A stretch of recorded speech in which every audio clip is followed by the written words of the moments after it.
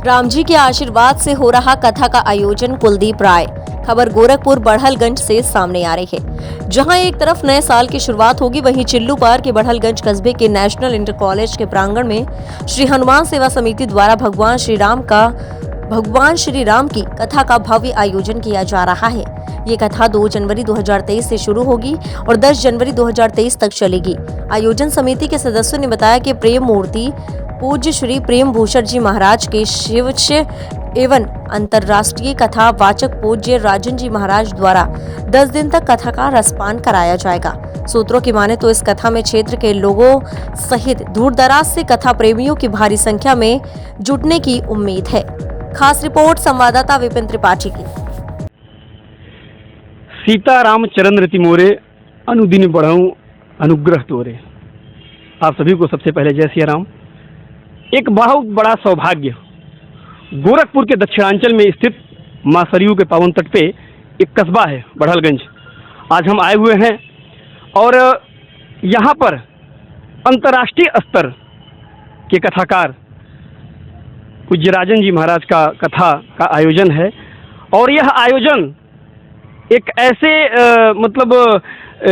कहा जाए तो एक छोटी सी मंडली के रूप में, जिसकी परिकल्पना कभी कोई नहीं किया था, आज वो मंडली उसे चरितार्थ करने में लगी है। आइए जानते हैं कि क्या सोच थी, किस सोच के तहत इस इतने बड़े आयोजन का आयोजन किया गया।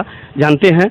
हम सबसे पहले चर्चा करेंगे, बात करेंगे, क्योंकि सारे लोग अपने जान पहचान के ही हैं। आप अपना परिचय सबसे पहले बताएं। मैं कुलदीप राय सिधुआ पार का निवासी हूँ। और कुलदीप जी, इतने बड़े आयोजन का आपके दिमाग में एक कैसे आया? क्योंकि ना कोई एक बहुत बड़ी संस्था है और ना ही कोई बहुत बड़ा एक होता है ना कि बहुत बड़े व्यवसायिक लोग ऐसे आयोजनों को एक मूर्त रूप देने के लिए बहुत बड़े आयोजन क्या कहते हैं, एक व्यवसायिक दृष्टिकोण से लोगों को देखा जाता है। लेकिन आप जितने भी लोग यहाँ पर दिख रहे हैं, ऐसा किसी का वो बैकग्राउंड नहीं है, लेकिन उसके बाद भी इतनी बड़ी हिम्मत कैसे? बिल्कुल, यहाँ पे जस्ट हमारे बगल में विचित्रवीर हनुमान मंदिर है, बहुत पुराना मंदिर है। यहाँ पे 13 वर्ष पहले से सुंदरकांड लगभग निरंतर हर शनिवार को हम लोग कहते हैं, हमारा पूरा परिवार सभी लोगों की सहभागिता से पूरा होता है। उसी में 1-1.5 साल 2 साल पहले हमारे ग्राम सभा टाड़ा निवासी प्रमोद तिवारी जी, जो हमारे अभिन्न अंग हैं इस टीम के, उनके द्वारा राजन जी महाराज को यहाँ लाने की बात कही गई। उसको हमने ध्यान में नहीं रखा, लेकिन जब निरंतर वो इस बात को कहने लगे कि राजन जी महाराज को बड़हलगंज की धरती पर लाया जाए, उच्च कोट के कथाकार हैं, तो एक बार संजोगवश जो है मेरी ड्यूटी लगी थी देवरिया में। मैं शारीरिक शिक्षा अनुदेशक हूँ पूर्व माध्यमिक विद्यालय महुआ पार में। तो मैं गया था अपने बच्चों को लेकर, और वह संजोगवश रामलीला मैदान में राजन जी महाराज कथा कह रहे थे। और मैं जब देखा वहाँ बोर्ड पे लगा है पूज्य राजन जी महाराज की कथा, तो मैं वहाँ पहुँचा और जब देखा उस कथा को तो मुझे लगा कि मेरा जीवन ही धन्य हो गया है इस महापुरुष को देखकर। और मैंने उसी दिन निश्चय कर लिया कि अब ये तो कथा तय है इस चिल्लू पार की धरती पर। और तुरंत मैं इनसे कहा कि देर न करें प्रमोद जी, तुरंत महाराज जी से मिलते हैं। और मैं गया सौरव श्रीवास्तव, डॉक्टर सौरव श्रीवास्तव के पास, और जो ही वो मिले वो, मैं ये मानता हूँ कि महाराज जी से मिलने के बाद महाराज जी की सरलता उस व्यक्तित्व में आ जाती है जो महाराज जी से मिलता है। तो जो ही डॉक्टर साहब से मैं मिला और कहा कि मैं इतनी कतार लगी है, लेकिन मैं भी चाहता हूँ कि महाराज जी हमसे मिलें। तो उन्होंने कहा ये तो बहुत आसान है, आप आइए मेरे साथ। कतार को तोड़ते हुए महाराज जी के सामने वो प्रस्तुत कर दिए हमको और प्रमोद तिवारी जी को।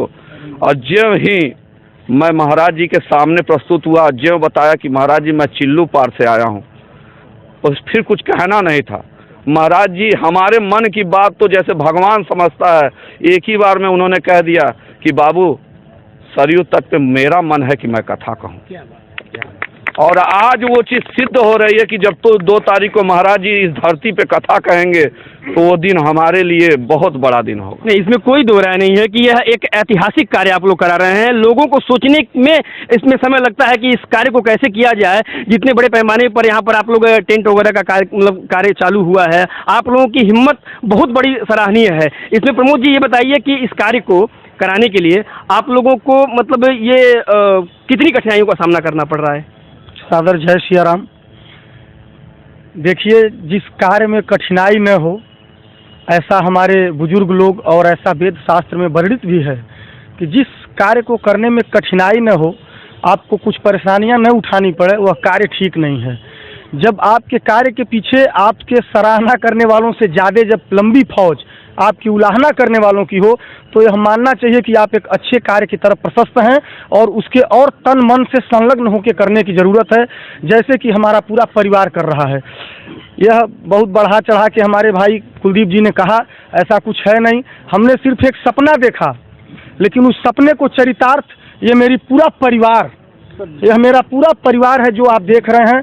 दिन रात अपने भोजन को, अपने नींद को त्याग के इस कार्य में सभी लोग लगे हैं और इस चीज़ के लिए मैं जीवन भर ऋणी हूँ इस परिवार का और सभी लोगों का, जितने लोग इसमें सहयोग कर रहे हैं, तन मन धन से सभी लोग लगे हैं। और मैं अपने हृदय की अंतिम गहराई से सभी लोगों को साधुवाद देते हुए और भगवान से यह प्रार्थना करता हूँ मेरे राघव सरकार से कि दिन दूना रात चौगुना इन लोगों का धन और बल ऐसे ही बढ़ाएं कि ऐसा धार्मिक चरितार्थ और भी यहाँ पे होता रहे।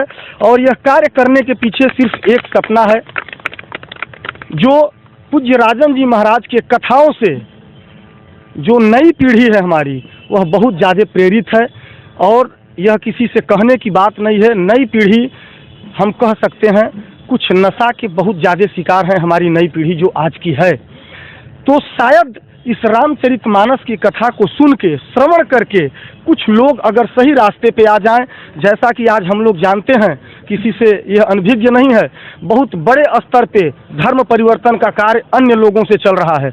हम किसी अन्य को धर्म नहीं कहते हैं, धर्म सिर्फ एक ही है, वो है सनातन धर्म, बाकी सब पंथ हैं। ऐसा गोस्वामी तुलसीदास ने रामचरितमानस में भी चरितार्थ किया है, अनेक पंथ चलेंगे, लेकिन कहा गया है कि धर्म के पंथ कृपाण के धारा, तो ये तलवार पे चलने के बराबर है। अपने सनातन धर्म को जीवित करने के लिए हम सभी लोग एक मुट्ठी की तरह बंध के तैयार हैं और आजीवन चलने के लिए संकल्पित हैं हम सभी लोग, और चलते रहेंगे जब तक राघव जी की कृपा है।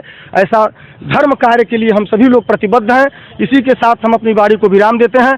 सादर जय सिया राम। इस ठंड के महीने में जब हम कंबल ताने अपने घर में बैठे हुए हैं, ऐसे में छोटे छोटे बच्चे, नौनिहाल माताएं और ये साथीगण एक आयोजन को सफल बनाने के लिए तत्पर हैं। हनुमान सेवा समिति का नाम दिए हुए हैं। 2 जनवरी से नए साल के उपलक्ष्य में एक नए कार्य की शुरुआत इस चिल्लू पार की धरा पर आ रही है। इन छोटे बच्चों की भी इनका एक बहुत अच्छा योगदान है। माताओं से जानेंगे आप लोगों की कैसी अभिलाषा है कि इस कार्यक्रम को कितना बढ़िया से बढ़िया होना चाहिए। हमारी तो दिली इच्छा है कि हमारा कार्य नहीं, हम सब का कार्य यह बहुत ही स्वर्णिम तरीके से, हमारी ये सरयू तट की कथा ऐतिहासिक कथा हो, ऐसा हम चाहते हैं और वो होगी भी, ये होनी भी है, निश्चित है, तय है कि 2 तारीख को हमारे अनुग्रह पे सब लोग यहाँ पे आएंगे और फिर 3 तारीख से स्वतः ही आएंगे। हमें रिक्वेस्ट करने की जरूरत नहीं पड़ेगी लोगों को। हम आप सभी से एक आग्रह करेंगे, क्योंकि हनुमान सेवा समिति और पूज्य राजन जी महाराज जी का एक ऐसा वो मतलब कि परिचय के मोहताज अब नहीं रह गए हैं हर किसी व्यक्ति विशेष के लिए। तो हम चाहते हैं कि कोई एक ऐसी भजन आप सभी के मुख से एक साथ में 2 मिनट के लिए गुनगुनाई जाए, जो भी भजन आप सभी को बहुत अच्छे से याद हो। सीताराम सीताराम सीताराम कहिए, जाहि विधि राखे राम, ताहि विधि रहिए। सीताराम सीताराम सीताराम कहिए, जाहि विधि राखे राम, ताहि विधि रहिए।